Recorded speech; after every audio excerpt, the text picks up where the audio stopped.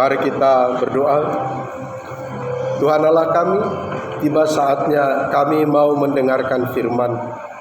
Kami siapkan hati dan pikiran kami, berbicaralah Bapa. Kuatkanlah kami untuk kami dapat hidup seturut dengan kehendak. Amin. Damai sejahtera Allah yang melampaui segala akal, itulah kiranya yang menguasai hati dan pikiran dalam Kristus Yesus Tuhan kita. Amin. Shalom. Firman Tuhan yang menjadi pedoman hidup kita diambil dari kitab 2 Timotius pasal yang kedua, ayatnya yang pertama sampai yang ke-13. Saya membacakannya untuk kita, panggilan untuk ikut menderita. Sebab itu, hai anakku, jadilah kuat oleh kasih karunia dalam Kristus Yesus. Apa yang telah engkau dengar daripadaku di depan banyak saksi, percayakanlah itu kepada orang-orang yang dapat dipercayai, yang juga cakap mengajar orang lain. Ikutlah menderita sebagai seorang prajurit yang baik dari Kristus Yesus. Seorang prajurit yang sedang berjuang tidak memusingkan dirinya dengan soal-soal penghidupan, supaya dengan demikian ia berkenan kepada komandannya. Seorang olahragawan hanya dapat memperoleh mahkota sebagai juara apabila ia bertanding menurut peraturan-peraturan olahraga. Seorang petani yang bekerja keras haruslah yang pertama menikmati hasil usahanya. Perhatikanlah apa yang kukatakan. Tuhan akan memberi kepadamu pengertian dalam segala sesuatu. Ingatlah ini, Yesus yang telah bangkit dari antara orang mati, yang telah dilahirkan sebagai keturunan Daud, itulah yang kuberitakan dalam Injil. Karena pemberitaan Injil inilah aku menderita, malah dibelenggu seperti seorang penjahat, tetapi firman Allah tidak terbelenggu. Karena itu aku sabar menanggung semuanya itu bagi orang-orang pilihan Allah, supaya mereka juga mendapat keselamatan dalam Kristus Yesus dengan kemuliaan yang kekal. Benarlah perkataan ini. Jika kita mati dengan Dia, kita pun akan hidup dengan Dia. Jika kita bertekun, kita pun akan ikut memerintah dengan Dia. Jika kita menyangkal Dia, Dia pun akan menyangkal kita. Jika kita tidak setia, Dia tetap setia, karena Dia tidak dapat menyangkal dirinya. Demikian firman Tuhan. Saudaraku yang dikasihi Tuhan, semua orang tidak ingin menderita. Semua orang berusaha, bekerja keras, bagaimana supaya dia tidak menderita. Timotius sebenarnya hidupnya sudah nyaman. Dia sudah bekerja di kota Efesus yang merupakan pusat bisnis atau perniagaan orang Yunani, di mana ayah Timotius ini adalah seorang Yunani dari Listra, kata Alkitab. Ibunya Eunike, orang Yahudi. Neneknya Lois. Artinya Timotius ini sudah mapan secara ekonomi. Setidaknya sudah mandiri. Setidaknya tidak menderita secara fisik. Tetapi kenapa Paulus mengajaknya untuk menderita?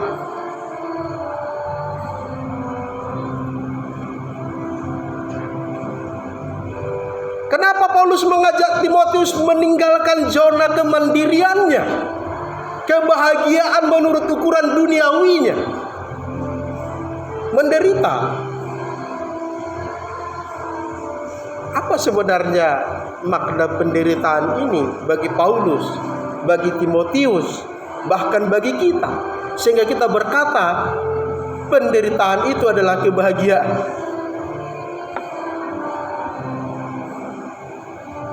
Tema minggu kita dipanggil untuk ikut menderita bersama Kristus. Sampai-sampai Timotius dipersiapkan sedemikian rupa harus seperti seorang prajurit yang siap bertempur mengatur kapan saja, di mana saja, dan tidak memikirkan kepentingan pribadinya supaya dia berkenan kepada komandannya.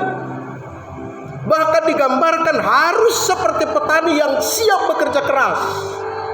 Bahkan harus seperti olahragawan yang siap bertanding menurut aturan sampai pemenangnya hanya satu orang. Ada apa sebenarnya penderitaan ini? Semua orang tanpa terkecuali, ya, siapapun termasuk kita yang ada dalam ruangan ibadah ini, tidak terlepas dari penderitaan. Setiap orang punya penderitaannya sendiri. Kekayaan, kesehatan, kemakmuran bukan menjadi jaminan bahwa hidupnya tidak menderita. Dulu ada presiden Brazil, Vargas. Dia penguasa. Kekuasaan ada padanya, tapi matinya di tempatnya jantungnya sendiri, bunuh diri dia. Jadi kekuasaan tidak menjadi jaminan bahwa yang penguasa itu tidak menderita. Menderita juga dia. Oh, menderita itu hanya didalami orang-orang yang sakit.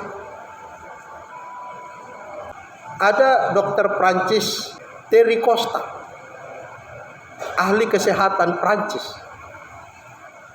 Matinya bunuh diri, putus asa, menderita juga.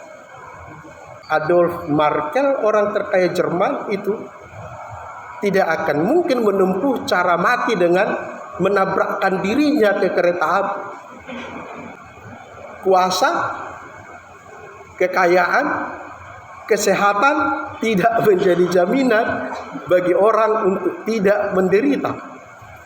Kecantikan, kegagahan, kegantengan. Yang senior-senior tahu siapa Marilyn Monroe, ya kan? Tahu Lady Diana. Bagi yang muda mungkin itu tinggal cerita. Lady Diana sampai disebut itu dewi atau bidadari. Tapi keduanya matinya tragis kan? Alkoholis itu si Marilyn Monroe, matinya overdosis. Lady Diana mati tabrakan, tak itu disengaja atau tidak, kita tidak tahu. Tidak menjadi jaminan, saudara yang dikasih oleh Tuhan. Michael Jackson, semua orang kenal dia, terkaya, terpopuler, termasyur. Mati overdosis juga. Alkitab ini sedang mengajarkan kepada kita hari bahwa sebenarnya semua orang punya penderitaannya sendiri. Bagimu kau yang paling malang, kau yang paling mengerikan hidupnya, nasibnya. Bagi orang lain juga demikian. Sekaya apapun juga orang, tetap di dalam batinnya ada sesuatu kekurangan yang membuat dia tidak bahagia, yang membuat dia menderita, hatinya, pikirannya, jiwanya, batinnya menderita. Ini yang disadarkan oleh Paulus kepada Timotius. Timotius, jangan anggap karena kau sudah mapan secara ekonomi, kau bahagia. Tidak diceritakan oleh Alkitab apakah ayahnya si Timotius ini meninggal atau meninggalkan mamanya, artinya bercerai.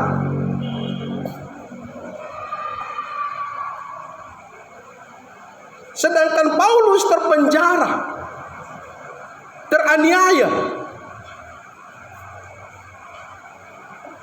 lalu mengajak Timotius ikut dengan dia mengalami aniaya. Pikir-pikir dulu.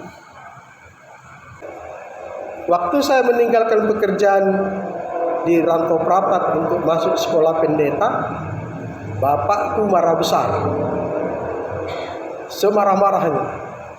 Padahal bukannya pernah dia sekolah kan, untuk pas sekolah. Kami 8 bersaudara, aku yang paling besar. Memang sudah budaya kita, abangna menarik anggina. Marahnya luar biasa. Kau tinggalkan pekerjaanmu. Mau makan apa kau dari penginjil? Pitunayang game.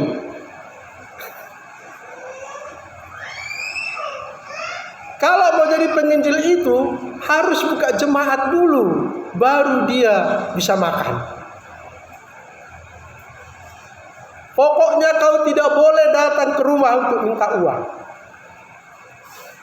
Mungkin di pikirannya kalau kuliah, masuk sekolah pendeta, ya biayalah itu.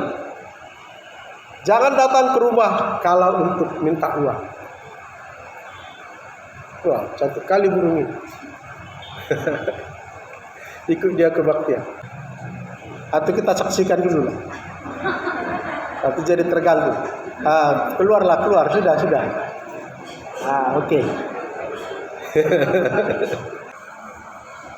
Pertanyaannya, Timotius mau nggak? Ternyata Timotius mau. Wow. Bahkan dalam kitab sejarah gereja, Timotius pernah menjadi bishop di Efesus, di kota kebesarannya itu. Pemimpin gereja di Efesus itu. Mau meninggalkan zona nyaman, kebahagiaan hidup duniawi, mau menderita. Dalam agama Hindu ada 3 istilah yang luar biasa, yang mirip dengan kita, hanya beda alamnya. Ada karma. Kalau di kita hukum tabur tuai. Apa yang kamu tabur, itu yang kamu tuai. Ada samsara. Samsara itu adalah kelahiran berulang-ulang. Di kita lahir baru, kelahiran kembali. Tapi yang lahir bukan fisiknya, tapi rohnya. Ada moksa. Dalam agama Hindu itu ada moksa, berhenti, lepas dari karma dan samsara. Dia lepas, dia masuk kepada keabadian. Agama Buddha mempertegasnya, dia lahir menjadi dewa. Gak lahir lagi jadi manusia kalau baik, gak lahir lagi jadi hewan kalau jahat. Tapi dia sudah menjadi dewa.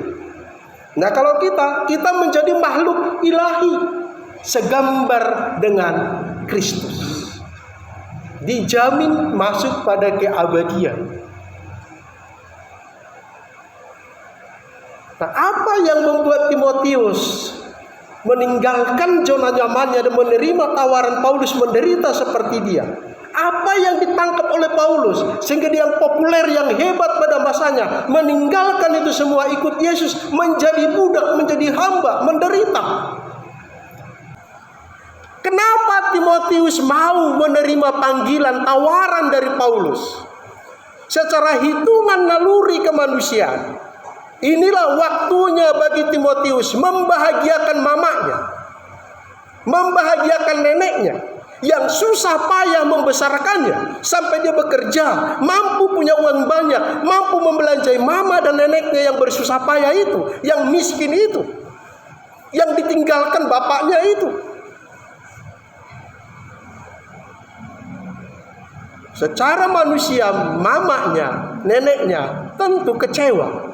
Kenapa Timotius memilih jalan ini? Tahu nggak kau ini pilihanmu ini, kata bapakku bersama. Mungkin dia sudah pengalaman, sudah tentu karena sudah orang tua. Saya masih remaja kan, masih umur 21 tahun waktu itu. 21-22. Penginjil itu hanya makan dari kalau dia bisa membuka jemaat sendiri. Kalau enggak kau buka jemaatmu, enggak dapat kau makan. Dia berusaha sedemikian rupa supaya saya jangan masuk sekolah pendeta. Jangan tinggalkan pekerjaan. Pekerjaan itu susah, mahal. Timotius menangkapnya seperti Paulus menangkapnya. Apa yang ditangkap oleh Paulus? Paulus melihat Yesus. Dia menderita untuk orang lain dan dia tidak gagal. dan dia tidak menjadi hancur, tetapi dia dimuliakan, ditinggikan, dimasyurkan, dijadikan Tuhan, kata Alkitab.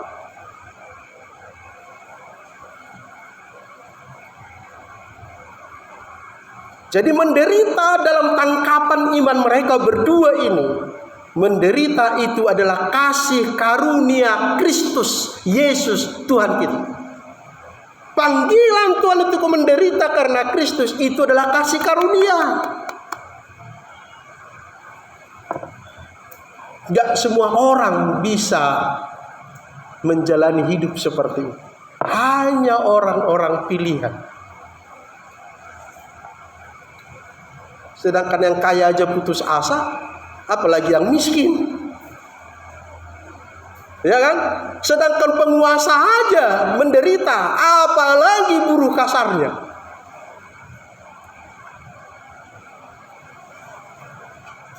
Dua bulan ini saya ikut bekerja apa istilah serabutannya.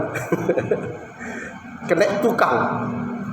Kalau kena tukang kan, kerjanya ngapain itu? Ngangkati batu, ngangkati pasir. Karena kita lagi merehab rumah.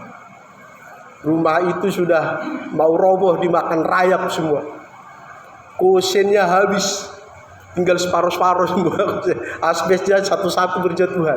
Kalau enggak dibongkar, bisa kena kepala orang di bawah. Enggak direhab, ya siap-siap. Direhab, ya siap-siap juga. Tidak direhab karena nggak ada uang, siap-siap kena cedera, belanja uang juga untuk dokter kesehatan kalau bocor kepala itu. Iya, kalau cuman bocor, kalau mati ditimpa broki. Nah, kalau direhab siap-siap juga, uangnya dari mana? Puji Tuhan, udah selesai itu, tinggal finishing, tinggal sedikit lagi udah selesai. Kerja kerasnya menghasilkan buah yang membahagiakan, buah tanganku. Bukan dari gereja, bukan uang gereja, bukan uang proposal. Hanya orang-orang pilihan yang bisa menangkap penderitaan itu sebagai karunia Kristus. Bagi orang lain itu hukuman, itu kutuk, itu aib yang memalukan. Bahkan banyak pendeta berkhotbah sedemikian rupa bahwa tanda orang diberkati oleh Tuhan, berkenan kepada Tuhan, hidupnya kaya. Saudara-saudara tahu Yohanes 10 ayat 10. Tuhan Yesus berkata, aku datang supaya engkau memiliki hidup dan memilikinya dalam segala kelimpahan. Haleluya.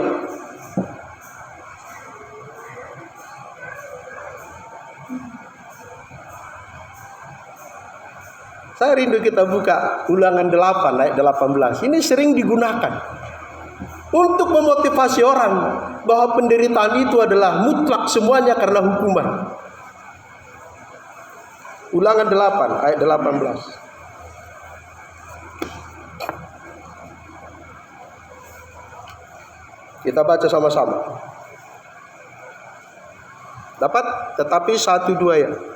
Tetapi haruslah engkau ingat kepada Tuhan Allahmu, sebab dialah yang memberikan kepadamu kekuatan untuk memperoleh kekayaan, dengan maksud meneguhkan perjanjian yang diikrarkannya dengan sumpah pada nenek moyangmu seperti sekarang ini. Enggak semua dapat ya. Ulangan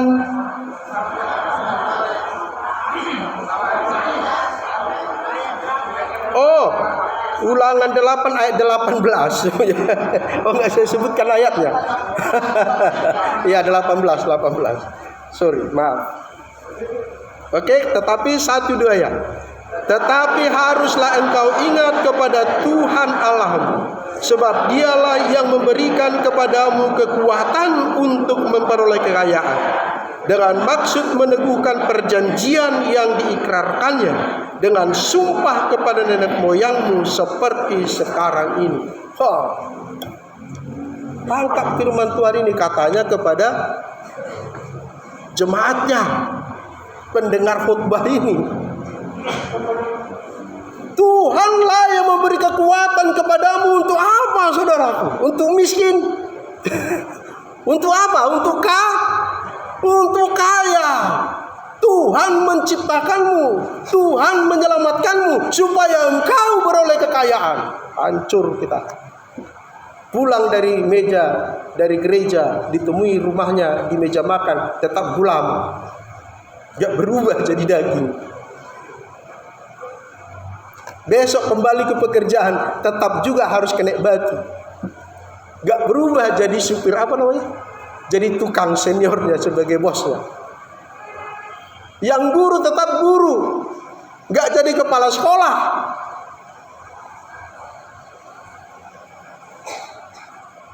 Kenapa? Karena terkunci, terbius dengan opini bahwa orang yang diberkati oleh Tuhan itu dinilai dari materinya.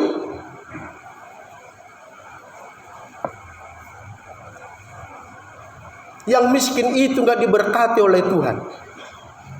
Yang kaya itu yang diberkati oleh Tuhan. Lihat Abraham, kaya raya, saudaraku. Mereka lupa atau pura-pura lupa bagaimana Ayub berapa tahun dia harus menderita. Sampai bau orang tutup hidung mendekat kepada Ayub. Mereka lupa Yeremia itu menderita. Jadi yang mau dengar Yeremia dibuang ke sumur.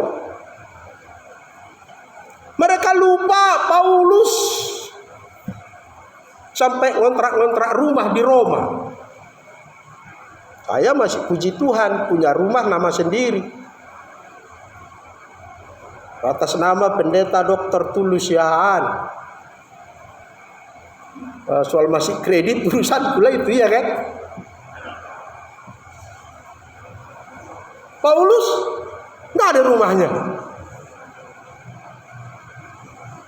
Pendeta zaman now dimotivasi jemaatnya, saudara mau diberkati oleh Tuhan, perhatikan pendetamu.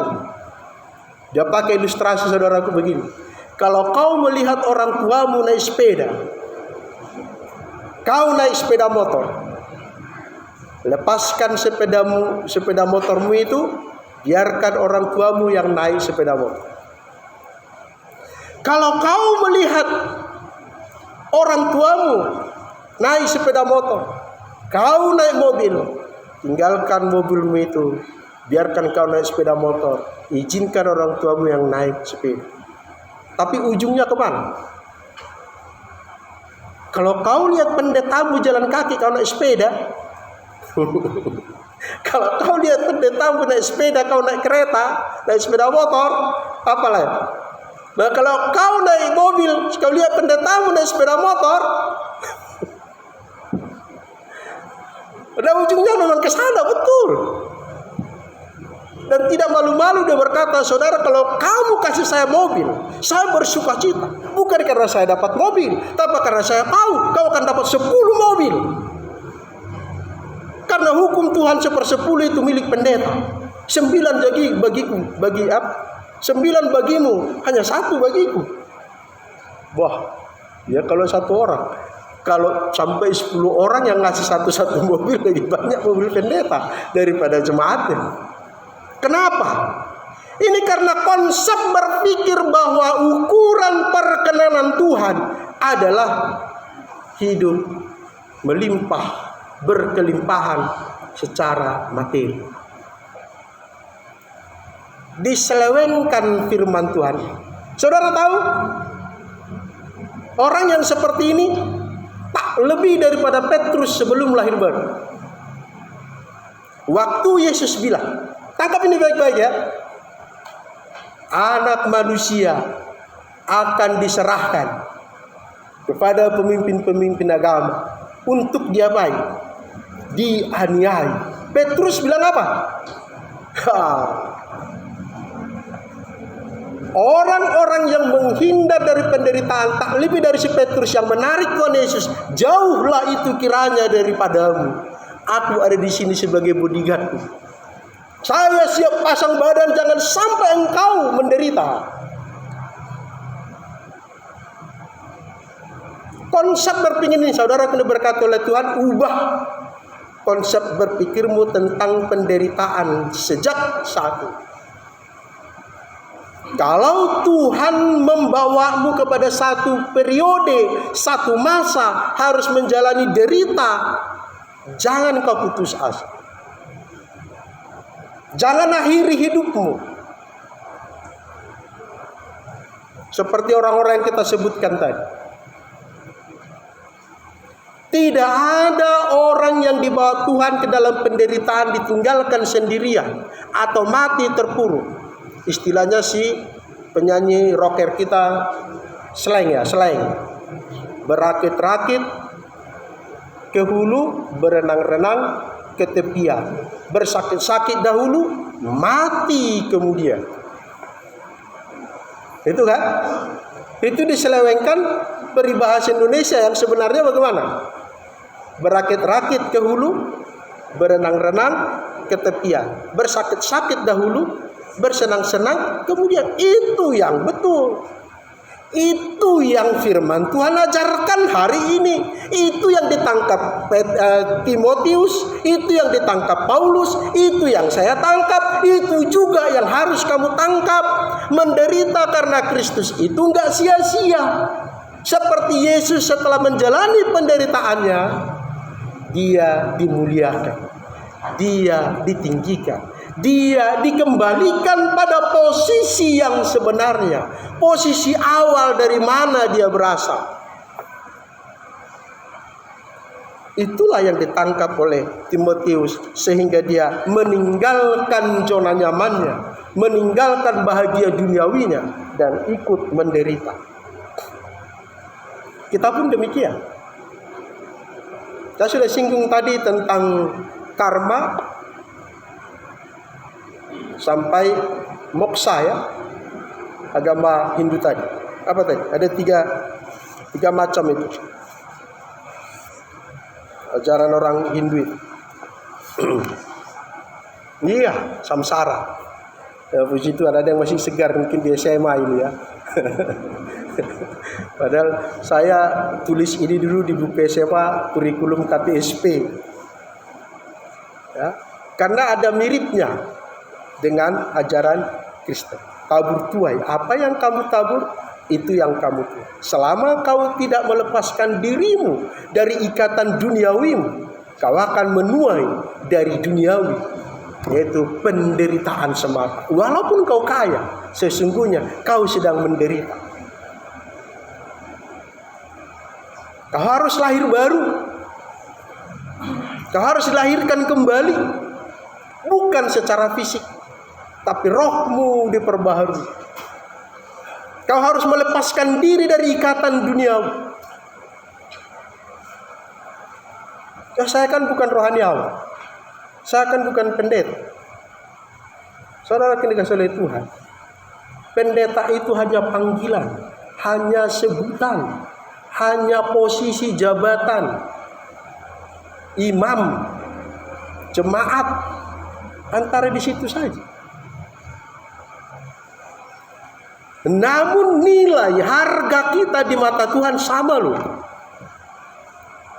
Anda yang punya mobil 3 dengan orang yang jalan kaki di luar sana sama, satu pribadi. Yang menjaga gereja dengan yang khotbah ini sama, satu pribadi. Yang baru lahir dengan yang sudah mau mati karena tua sama. Gambar dan rupa Allah dihargai, diciptakan spesial.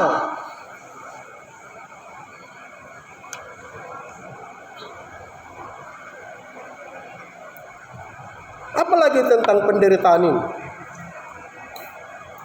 Semua orang punya deritanya sendiri. Penderitaan harus kita tangkap sebagai karunia daripada Kristus. Dan penderitaan adalah konsekuensi mengikut Yesus. Penderitaan adalah konsekuensi kenapa kau mengikut Tuhan. Khususnya anak-anak kami yang SMP, SMA, atau yang masih kuliah. Kalian ada di tengah-tengah lautan non-Kristen.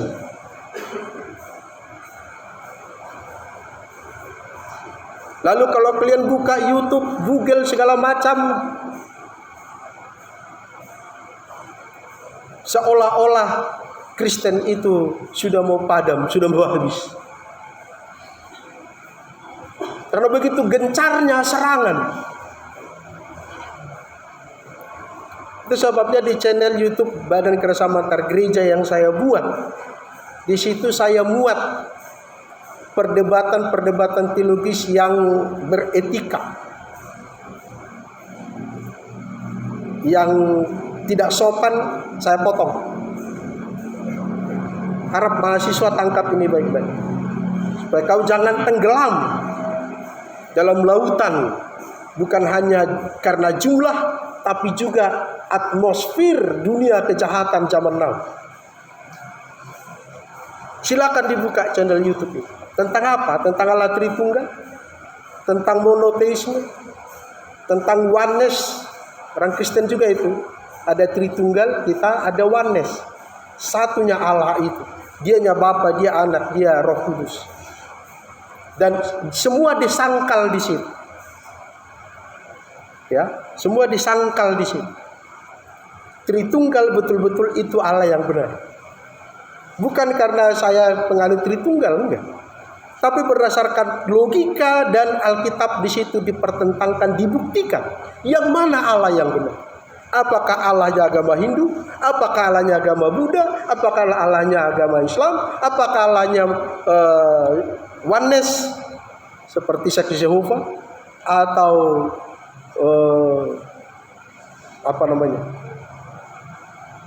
yang menganut Allah di dalam semua di dalam Allah. Ya, untuk mahasiswa ini perkataan ini sekarang, SMA dan mahasiswa. Ya, saya sengaja simpan di situ supaya kalian bisa buka yang generasi muda dengan logika yang tinggi, yang canggih, bukan karena manut-manut karena mendengar khutbah pendeta, bukan karena dari seorang pendeta besar seperti siapa pendeta yang besar sekarang gereja Suara Kebenaran, Erastus Sabdono. Ya, jadi nanti kamu akan lihat di sini dia orang benar atau enggak dari teologinya. Ya. Nah, kenapa ini perlu saya sampaikan? Inilah panggilan untuk menderita. Penderitaan kita bukan hanya secara fisik. Fisik ini hanya tanah, Bapak Ibu. Sebentar ada, sebentar lagi udah layu. Dulu ibu-ibu ini cantik. Ada istilah dulu bunga desa. Mungkin ada 100 ibu-ibu di sini, 99-nya dulu ini bunga desa itu. Pertadang dari segala penjuru kampung datang. Bahkan dari 5 kampung seberang datang. Ya, kalau orang anak-anak Budi zaman dulu yang udah tua sekarang, berapa desa kalau saya hitung dari Pokalan Buntu sampai ke Bahsawa itu ada 2 desa yang harus dilewati hanya untuk mertandang. Baru sampai ada lagi namanya desa Persaguan Panetonga, itu dari kampung kami. Jalan kaki loh. Dulu gak ada sepeda motor, dah hebat kali punya sepeda butut dulu. Jalan kaki. Gak peduli itu ada ular di jalan, malam gak ada lampu. Bukan aspal. Ladang-ladang mau dijalani.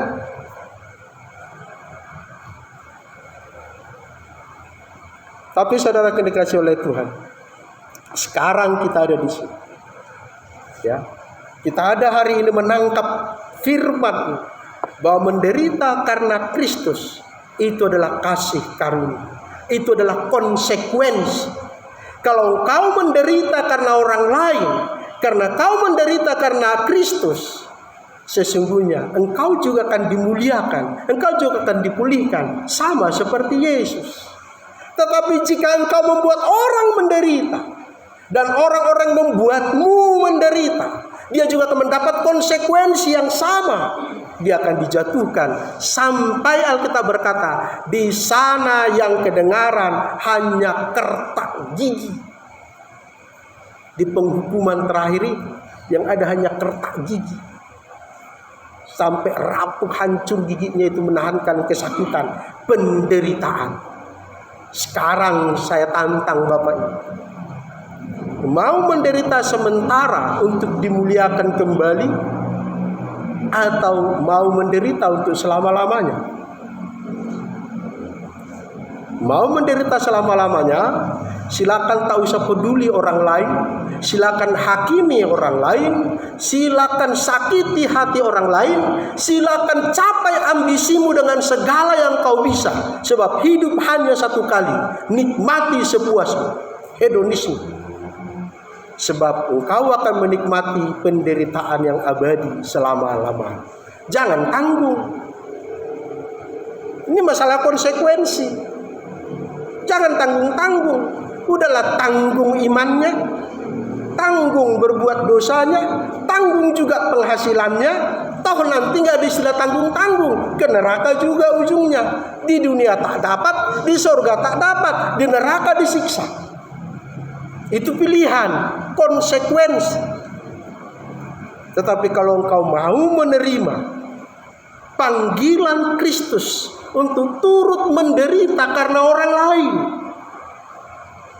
untuk keselamatan orang lain, untuk melindungi orang lain, untuk menebus dosa, itu yang dilakukan Yesus. Dan itu yang ditangkap Paulus, ditangkap Timotius. Sekali lagi saya tangkap, dan itu juga kiranya jemaat tangkap siang ini. Amin. Kita dianiaya, silakan, yang penting orang lain selamat. Jangan sampai mereka masuk ke neraka. Sampai Paulus bilang apa? Aku rela terkutuk. Musa bilang apa? Aku rela namaku dihapus dari kitab kehidupan, asalkan bangsa ini menerima keselamatan. Sudahkah pernah kita punya komitmen seperti itu? Renungkan baik-baik. Dan saya sudah melakukan. Dan saya tetap ada sebagaimana ada hari ini. Sehat, sukacita, bahagia, melayani dengan urapan Tuhan. Bahkan sampai hari ini, dan sampai detik ini, mana burungnya tadi? Masih di situ dia. Ya kan? Nah, burung apa itu? Burung tekukur. Ajaib kan? Ngapain dia di situ? Haleluya. Tangkaplah firman. Ya, menderita dan bahagia itu adalah siklus bunga-bunga kehidupan. Jangan ketika engkau bahagia lupa penderitaan orang lain. Jangan ketika kau menderita putus asa lalu bunuh diri. Ingat, kebahagiaan di dunia hanya sementara, derita di neraka selama-lamanya. Di sana hanya ada kertak gigi. Tapi di surga itulah kebahagiaan yang sebentar-sebentar kita alami itu. Ya kan? Waktu kita menikmati, wah, makan di mukbang ya. Wah, di restoran mewah, makan besar. Wah, bahagia. Sementara kan? Terus kalau kita teruskan itu, mati juga karena mulut. Mati kan? Kolesterol, jantung, bunuh diri, mati kan? Mati. Nah, tapi di sorga bisa nggak makan sepuasnya? Makan buah dari pohon kehidupan. Saya menggambarkan surga itu begini. Saya tidak tahu apakah Anda akan sejalan dengan saya. Saya sejak sekolah minggu diajarkan di surga itu semua pakai baju putih. Di surga nanti pakai baju putih, atas kepala mahkota emas. Pakai baju putih semua. Wah, macam jadi kuntilanak semua manusia. Itu dalam pikiranku begitu.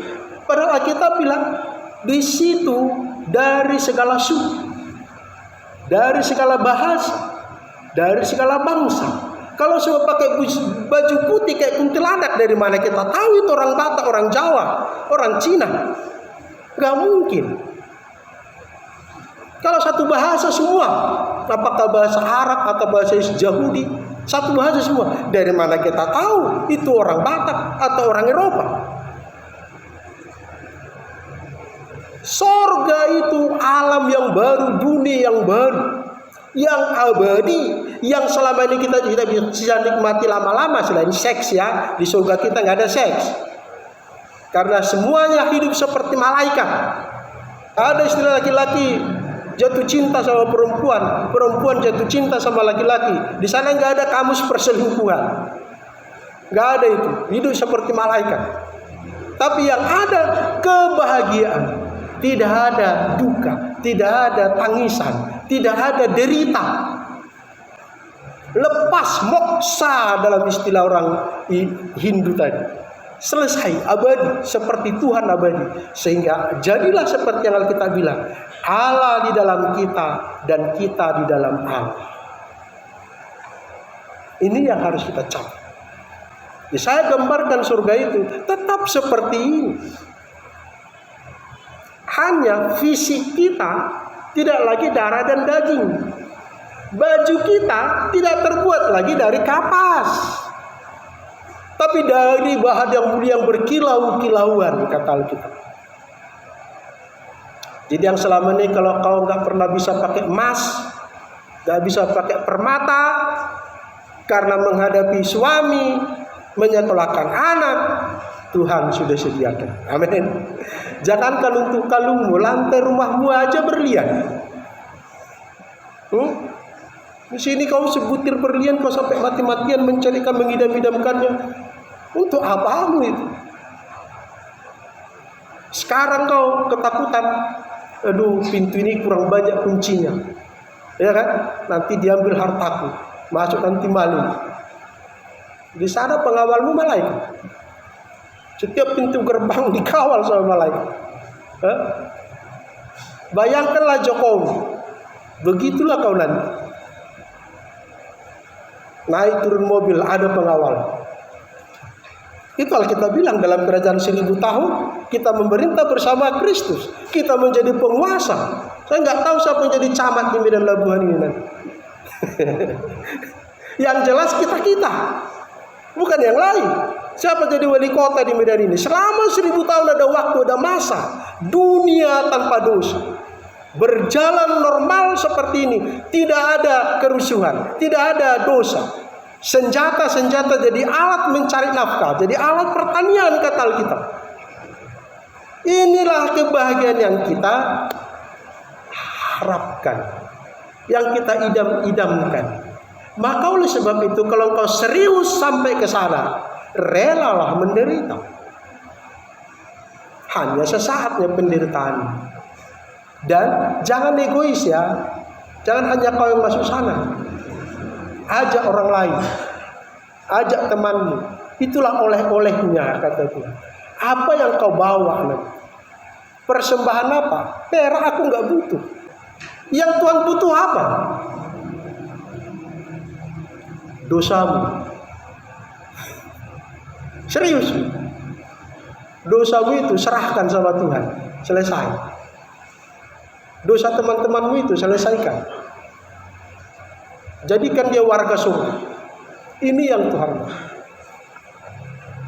Oleh sebab itu saudara kasih itu, seperti Paulus mengajak Timotius, seperti Timotius mengajak kita hari ini, mengajak saya juga mengajak kita semua. Ikutlah teladan Paulus. Maulah masuk dalam penderitaan ketika kita mengalaminya, syukuri, sebab di situ pun Tuhan ada. Amin. Mari kita berdoa. Bapa, segala puja, puji dan syukur bagimu ya Tuhan semesta langit, Tuhan semesta alam.